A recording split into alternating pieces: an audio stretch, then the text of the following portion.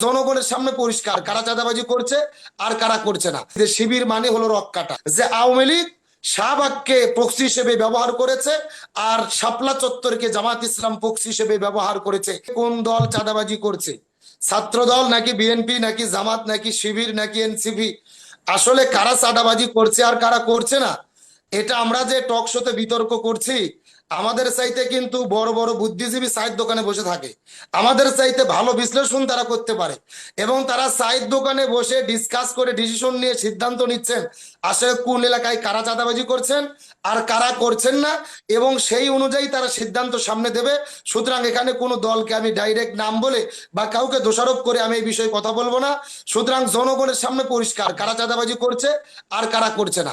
পরবর্তীতে আমি আসি ইসলামী ছাত্র শিবির সম্পর্কে যে অভিযোগগুলো বারবার করা হয়ে থাকে। এক ভাই প্রশ্ন করলেন যে আজকে ইফতারে দেখা যাচ্ছে গরিব মানুষের চেয়ে বড় বড় সম্পদশালী মানুষদেরকে ইফতার করানো হচ্ছে, আসলে হকদার গরিব? অবশ্যই ইফতার আমি আমার বন্ধু বান্ধব পাড়া প্রতিবেশী আমি ধনীবান সম্পদশালীদেরকেও করাতে পারবো, গরিবদেরকেও করাতে পারবো, কিন্তু ইসলামী ছাত্র শিবির যেটা করেছেন বিশেষ করে আপনার বিশ্ববিদ্যালয়গুলোতে হলে হলে গিয়ে ইফতার বিতরণ করছেন।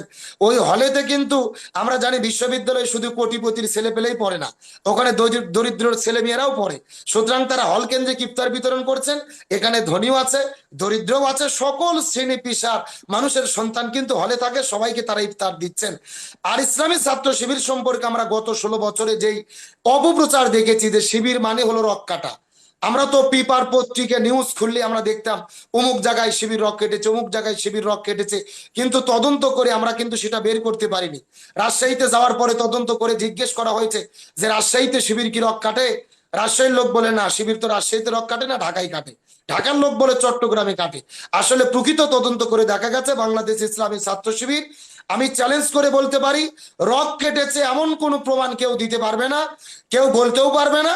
বরং গত 16 বছরে যত রক কেটেছে আমরা দেখেছি ছাত্রলীগের সন্ত্রাসীরা, এবং যারা শিবিরকে রক কাটার ট্যাগ দিয়েছে তারা আজকে বাংলাদেশ থেকে নিষিদ্ধ হয়েছে। আজকে একটা কথা মনে পড়ে গেল, শাহবাগের গণজাগরণ মঞ্চে দাঁড়িয়ে যেই শাহবাগীরা মিছিল করেছিলেন কতে কাদের মোল্লা তুই রাজাকার তুই রাজাকার, আজকে কিন্তু মিছিল হচ্ছে যে লতে লাকি তুই হাসিনে তুই হাসিনে।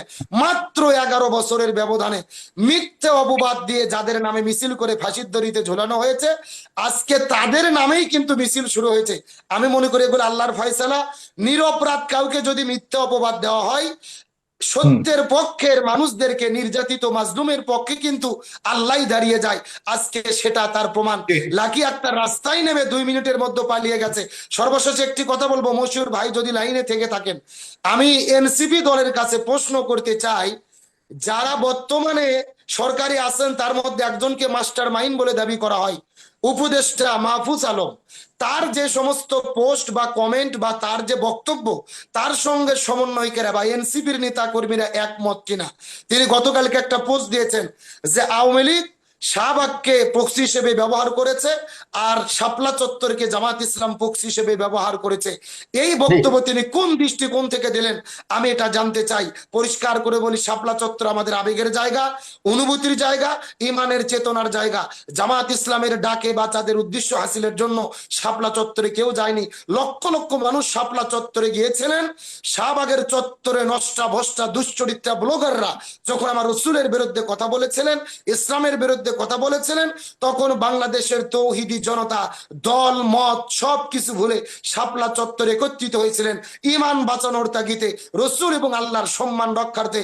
সুতরাং মাহফুজ আলম মাঝে মধ্যে উল্টা পাল্টা বক্তব্য দিচ্ছেন, আবার বলছেন আলেমদের কাছ থেকে হাত গুটিয়ে নিলাম, তারা আমাদের বিরুদ্ধে দাঁড়িয়েছে। মাহফুজ আলমের বক্তব্যের সঙ্গে সমন্বয়কেরা বা এই যে এনসিপি দলেরা তার সেই মতকে লালন করে কিনা আমি মনে করি এটা তাদের আজকে পরিষ্কার করা দরকার।